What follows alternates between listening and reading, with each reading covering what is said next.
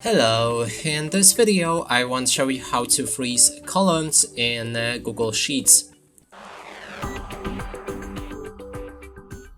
To do this, there's two different type of columns. You have the alphabetical A, B, C, D, and etc., and also the number ones.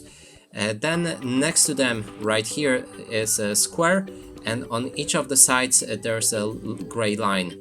Now, if you click and hold this line, for example, move it to the right, you'll be able to freeze all of the columns that you reach. So, for example, A, B, C, D, E is frozen now. Now to go for the number ones, just do it the same way, like this. And that's it for this video. Hope you like it. Please consider subscribing to our channel, leave a like and a comment below.